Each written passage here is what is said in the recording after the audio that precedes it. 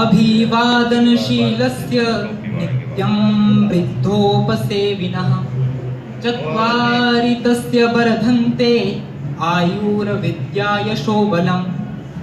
जो व्यक्ति नित्य अपने माता पिता तथा गुरुजनों को प्रणाम करता है, नित्य उनकी सेवा करता है, उसकी 4 चीजें बढ़ती हैं: आयु, विद्या, यश और बल।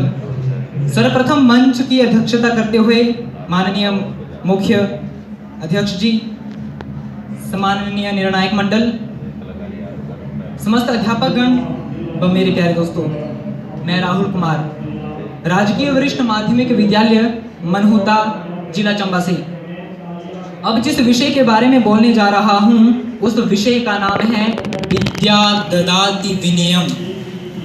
दोस्तों, भारत सदा से ही ऋषि मुनियों मनीषियों का देश रहा है। वो ऋषि मुनि जिन्होंने व्यक्ति के व्यक्तित्व के सर्वांगीण विकास के लिए ज्ञान की विभिन्न धाराओं का समावेश भारतीय आर्ष साहित्य में किया। इसी भारतीय ज्ञान परंपरा में विद्या को हमारे ऋषि मुनियों द्वारा सर्वोच्च स्थान दिया गया है। उन्होंने तो विद्या को मानव जीवन एवं व्यक्तित्व के विकास की मूलधुरी माना है। विद्या का तात्पर्य है दृष्टिकोण का परिष्कार, चिंतन एवं भावो उल्लास में उत्कृष्टता का निखार करना। विनम्र होकर हम ग्रहण करना सीखते हैं। विनम्रता के द्वारा ही हम दूसरों से जुड़ पाते हैं। विद्या को हम स्वाध्याय एवं सत्संग, चिंतन एवं मनन, सत्य साहित्य के अध्ययन, सज्जनों के संग में रहकर, महापुरुषों के जीवन चरित्र को पढ़ करके तथा अपने जीवन के जो आदर्श हैं उनका अनुसरण करके प्राप्त कर सकते हैं। एक सूक्ति का कथन है कि सर्वद्रव्येषु विद्यैव द्रव्यमाहुरनुत्तमम्, कि विद्या जो है वो सभी पदार्थों में श्रेष्ठ है, क्योंकि इसे किसी के भी द्वारा पराजित नहीं किया जा सकता। नमन्ति फलिनो वृक्षः नमन्ति गुणितो जनाः, कि जैसे फलदार वृक्ष हमेशा झुका हुआ रहता है, उसी प्रकार गुणवान व्यक्ति हमेशा विनम्र रहता है।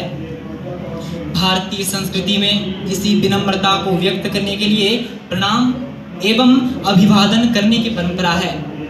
बड़ों के समक्ष झुक करके आशीर्वाद लेने की परंपरा है। हमारे जीवन में विनम्रता बनी रहे, इसके लिए प्रार्थनाएं एवं स्तुतियां की जाती हैं, दूसरों की सेवा तथा सहायता की जाती है। इन सब से हमारे मन का अहंकार गलता है, हमारा मन पवित्र एवं शुद्ध बनता है और हम अधिक विनम्र एवं कृतज्ञ बनते हैं।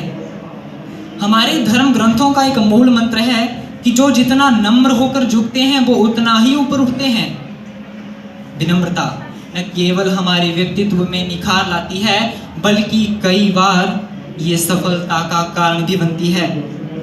विनम्रता के द्वारा जो सम्मान हमें मिलता है उसका एक अलग महत्व है। विनम्रता एक बड़ी शक्ति है, जबकि कठोरता का जल्द ही विनाश हो जाता है। शास्त्रकारों ने इसी बात को समझते हुए लिखा है कि विद्या ददाति विनयम विनयादयाति पात्रताम पात्रत्वात् धनमाप्नोति धनात् धर्मम ततः सुखम। कि विद्या से विनम्रता की प्राप्ति होती है, विनम्रता से पात्रता आती है, पात्रता से धन अर्जित किया जाता है, और जब हम उसी धन से धर्म का पालन करते हैं तो हमें सुख की प्राप्ति होती है। परम विद्वान एवं अर्थशास्त्री आचार्य चाणक्य का कथन है कि धर्मस्य मूलम अर्थः, कि धर्म का जो मूल है वो है अर्थ। आचार्य चाणक्य के कथन से स्पष्ट है कि जीवन में हमें धर्म का पालन करने के लिए जो प्रथम आवश्यकता पड़ती है वो है अर्थ। इसी सूत्र में आचार्य चाणक्य कहते हैं सुखस्य मूलम धर्मः, कि सुख का जो मूल है वो धर्म है। यानी धर्म का पालन करने से हमें सभी प्रकार के सुखों की प्राप्ति होती है। सही अर्थों में देखा जाए तो विद्या के द्वारा ही व्यक्ति का व्यवहार, चिंतन और चरित्र परिष्कृत होता है।